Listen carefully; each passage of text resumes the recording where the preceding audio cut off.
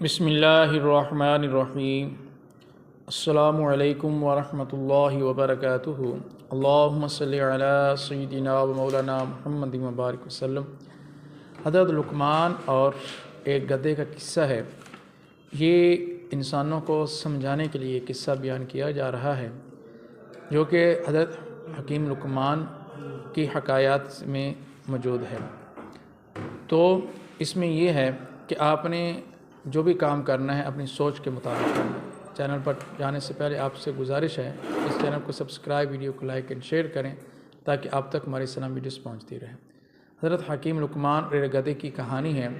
اس کہانی میں یہ ایک مشہور حکایت ہے جو حکمت اور عقل کو سمجھنے کے لیے سنی اور کہی جاتی ہے تاکہ لوگ جو ہیں اپنے مطابق بات کریں۔ کہانی اس طرح ہے کہ ایک دن حضرت حکیم لقمان اپنے گدھے پر سوار ہو کر کسی جگہ جا رہے تھے۔ راستے میں لوگوں نے حکیم صاحب کو گدھے پر سوار دیکھا اور مختلف قسم کی وہ باتیں کرنے لگے۔ کچھ لوگوں نے کہا یہ حکیم صاحب ہیں اور یہ گدھے پر سوار ہیں، کیا یہ ان کا وقار کے لائق ہے؟ کچھ نے کہا انہیں خود تو سوار ہونا چاہیے تھا، کم از کم گدھے کو انہیں چلنے دیں۔ حضرت حکیم لقمان نے یہ سب باتیں سنی اور انہیں نظر انداز کر دیا۔ وہ گدھے پر سوار ہوتے ہوئے آگے بڑھتے گئے۔ کچھ سفر کیا، کچھ دیر کے بعد انہوں نے گدھے سے وہ نیچے اتر آئے اور خود چلنے لگے۔ اس پر لوگوں نے کہا اب یہ کیا کر رہے ہیں؟ یہ تو گدھے کو چھوڑ کر خود چل رہے ہیں، اللہ نے ایک سواری دی ہے، اس کو یہ استعمال نہیں کر رہے۔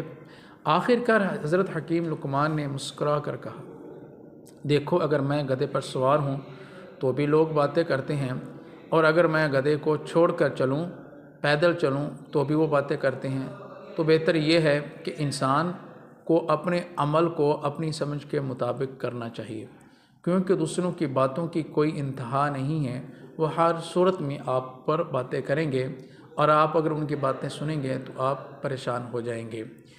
اس کہانی کا پیغام یہ تھا کہ انسان کو اپنی زندگی میں سچائی اور حکمت کے ساتھ چلنا چاہیے اور دوسروں کی رائے باتوں پر زیادہ توجہ نہیں دینی چاہیے، کیونکہ ہر حالت میں لوگوں کی باتیں ہوں گی۔ اگر آپ لوگوں کی باتوں میں آئیں گے، ان کے راہوں پر توجہ دیں گے تو آپ کامیاب نہیں ہوں گے۔